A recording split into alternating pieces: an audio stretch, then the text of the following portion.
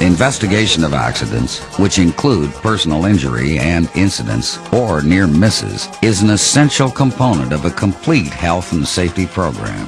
The primary purpose of accident and incident investigations is to determine what happened, why, and to identify actions required to prevent a recurrence.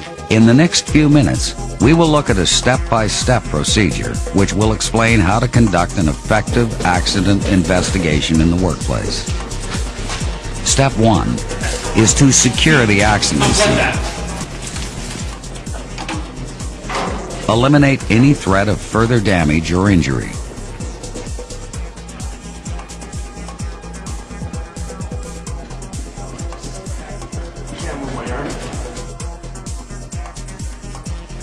Attend to the injured worker. If at all possible, do not disturb the scene or move any physical evidence. This will minimize guesswork during the investigation. Mike, we need to find out what happened here.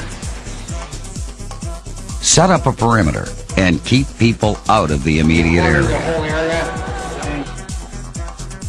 Securing the scene keeps the situation under control. In cases of a death or critical injury, immediate notification to the Ministry of Labor is required, followed by a detailed written report. An investigation by a ministry inspector is also likely. Caution: the scene must be preserved and undisturbed until their investigation is complete. Step 2 is to identify any witnesses who may have seen the accident or were in the vicinity immediately before, during, or after the accident. Write down names and contact information of all prospective witnesses. Assure them that their help is needed to prevent the accident from happening again, and that interviews will be conducted as soon as possible. Step 3 is to survey the scene. Conditions at an accident scene can deteriorate quickly, so this should begin as soon as possible. Supervisors and Joint Health and Safety Committee members are the likely choice to conduct an accident investigation. These people should have training in investigative techniques, knowledge of work, equipment, and materials on site. But regardless of who investigates, it's important to remain impartial, to determine the root cause of the accident and any underlying contributing factors. Detailed and accurate information is important. Use a measuring tape and sketches to record the scene as found.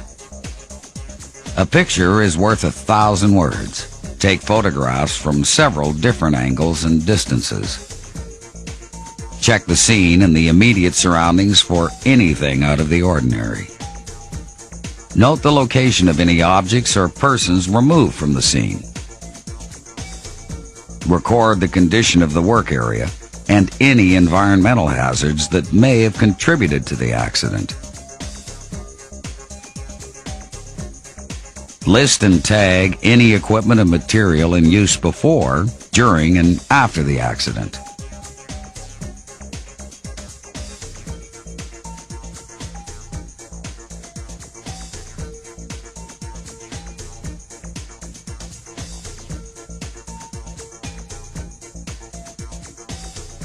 When the ministry inspector arrives on site, cooperate fully and provide all possible assistance. Once the inspector has released the accident scene, you can begin to gather evidence based on the physical objects involved. Remember that you're looking for both the root cause of the accident and any possible contributing factors. I'm on the mezzanine. Send up an electrician.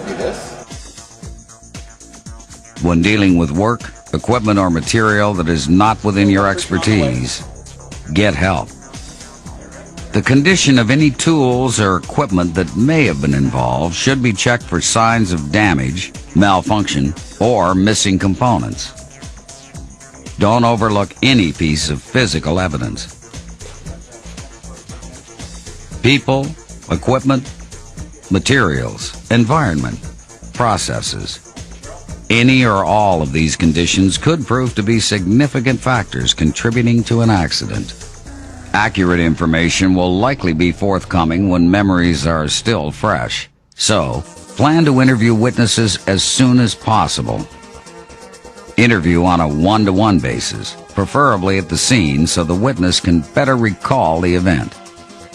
Ask for the witness's account of the accident. Let the witness speak and describe observations. The first time, just listen. The second time, take notes to ensure that nothing is forgotten.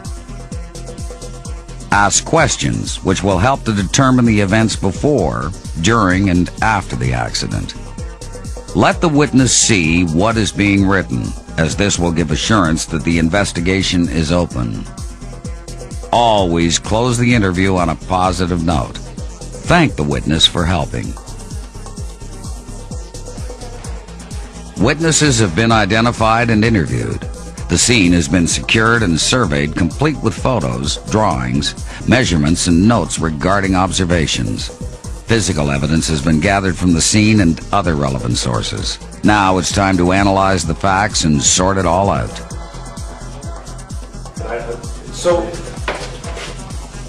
there is a ground there, though. But it's not attached. Inside, this is just, you see it's right. Linking physical evidence with verbal testimony of witnesses and other information should form a clear picture of the events leading to the accident. Connections between details and the effect of one action on subsequent events should be understood. Now, let's get it all on paper. Your report should include such information as project location, date and time of the accident, names and addresses of the injured, equipment involved, work and weather conditions, and the sequence of events leading up to and resulting in the accident.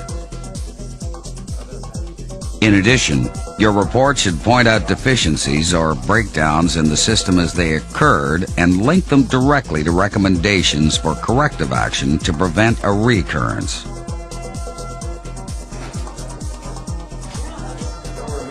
Finally, for your written accident report to be of any real benefit, it should be shared with company management and other interested parties.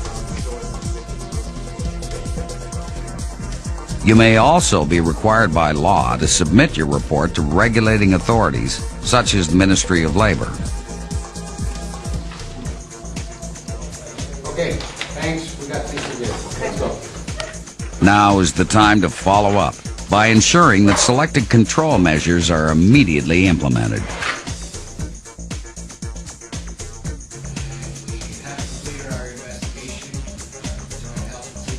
Meet with site management and others as soon as possible to initiate immediate and specific action on your recommendations. New worker orientation, regular inspection of tools and equipment, and safe work procedures are just a few of the deficiencies where recommendations for improvement were identified. Supervisors, health and safety representatives, and members of joint health and safety committees have a responsibility to advise workers about any existing or possible danger to their health and safety. A fast and efficient method of communicating relevant health and safety issues to all workers on site is to conduct safety talks right on the job. It's loose and then broken inside. Yeah, so that's what caused the accident. That's what caused Rob's accident. Safety talks provide an opportunity to reinforce health and safety requirements for tools, equipment, materials, and procedures that workers use every day or for specific kinds of jobs. Regular safety talks with every crew on the job will send a strong message that project management is serious about the health and safety of every worker on the site.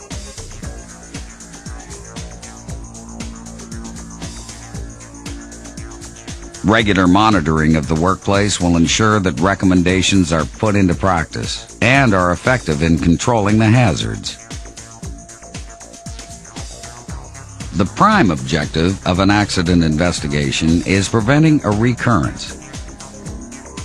By finding the causes of an accident and taking steps to control or eliminate them, we can prevent similar accidents in future.